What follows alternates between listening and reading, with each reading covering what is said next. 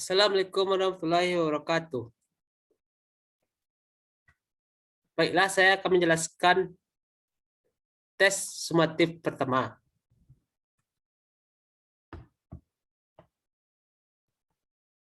Pengertian geografi. Geografi berasal dari bahasa Yunani, yaitu geo dan grafien. Geo artinya bumi, grafien artinya menggambarkan, mendeskripsikan, atau mencitrakan. Secara harfiah, geografi berarti ilmu yang menggambarkan tentang bumi.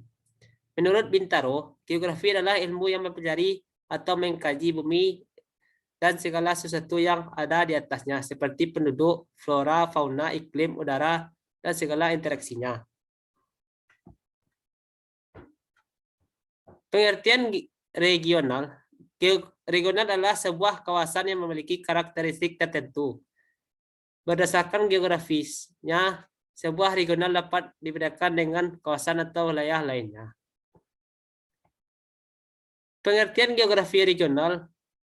Geografi regional adalah suatu wilayah di permukaan bumi memiliki letak, batas, dan luas dan hubungan timbal balik antara manusia dan lingkungannya dengan tujuan untuk mendeskripsikan corak dari karakteristik suatu wilayah tertentu.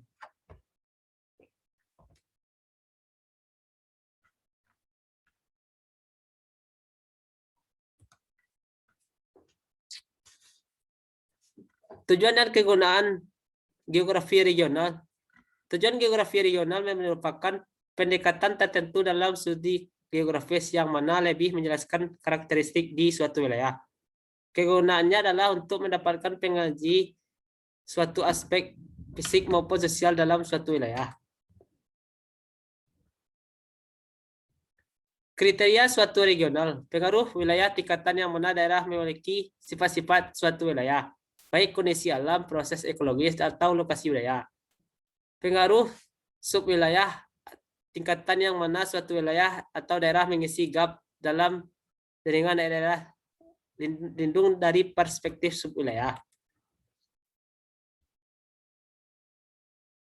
Pendekatan dalam pengkajian regional, pendekatan ini memicu ke arah menggambarkan fenomena yang ada di ruang lingkup geografi dan dapat melihat setiap wilayah mempunyai karakteristik yang khas atau berbeda dengan wilayah lain, sehingga dapat digunakan untuk menganalisis objek kajian.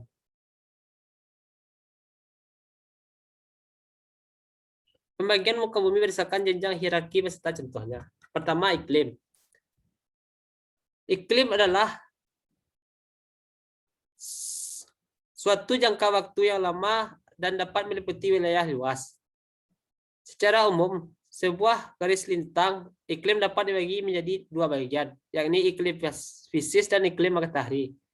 Iklim merupakan sintetis dari terjadinya cuaca selama periode waktu yang panjang atau lama, yang secara statistik cukup untuk menunjukkan nilai statistik yang berbeda dari situasi yang satu waktu.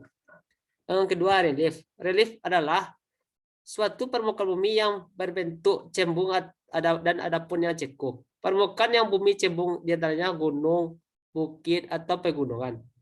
Permukaan bumi cekung diantaranya danau, lembah, ataupun lautan.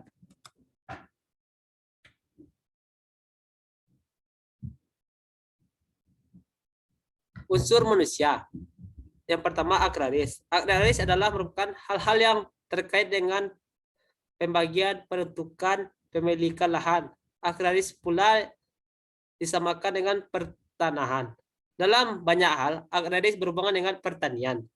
Karena pada awalnya keagrarias dan ini muncul karena terkait dengan pengolahan lahan. Yang kedua, industri. Di mana industri adalah suatu proyek yang diciptakan oleh manusia sendiri untuk menghasilkan suatu produk-produk yang berguna bagi manusia lain. Interaksi faktor fisis dengan faktor manusia. Yang pertama, politik. Politik ini adalah faktor fisis dan faktor manusia saling erat antara faktor politik dengan zona ekonomi. Di mana di balik zona ekonomi ini adalah keterkaitannya dengan daerah pertanian. Dan maksud saya itu daerah pertanian ini adalah suatu cabang inti dari zona ekonomi.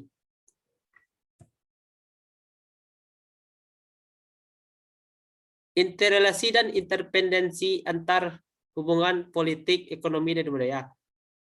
Dari ketiga tersebut yaitu sama-sama memiliki keterkaitan antara politik dengan ekonomi, ekonomi budaya, budaya dengan politik, itu sama-sama saling ketergantungan. Baiklah, saya akan menjelaskan letak fisiologis.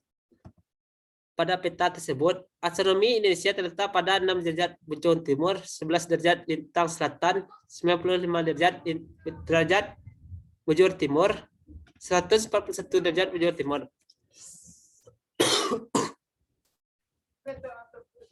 Geologis Indonesia dilintasi dua sirkum pegunungan muda, yaitu sirkum Mediterania di sebelah barat, sirkum Pasifik di sebelah timur.